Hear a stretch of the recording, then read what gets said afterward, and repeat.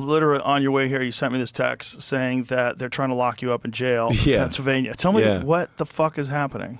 Well, there's the classic sort of Soros DA situation.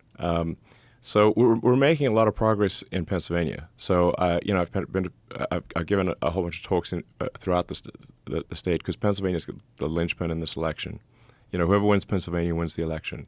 So I've been giving talks. And I spent 3 years in Pennsylvania. I went to college in Philadelphia. So it's not like I'm not a total stranger to the state. I spent 3 years there. And we've organized this petition in support of the Constitution, which I think is a good thing, and specifically asking people to, and we wanted this to be like registered voters in swing states. Like, basically, we want to send a message to the politicians to say that the people care about the Constitution, because there have been all these attacks on the Constitution. They've been, especially on the Democrat side, they've been repeatedly saying that the First Amendment is an obstacle, and they're claiming, the First Amendment is enabling disinformation, misinformation. And I'm like, there's a reason for the First Amendment, like freedom of speech. The reason the founders of the country put the freedom of speech there is because they came from countries where if you spoke your mind, you would get shot or imprisoned.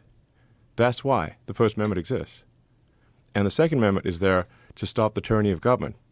The Second Amendment, the right to bear arms, is there to protect freedom of speech. And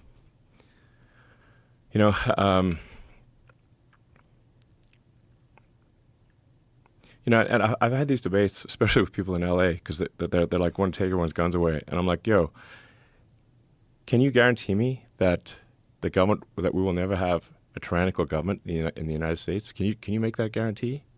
They're like, well, nobody can make that guarantee. I'm like, then we need to keep our guns, because that's what's going to stop it.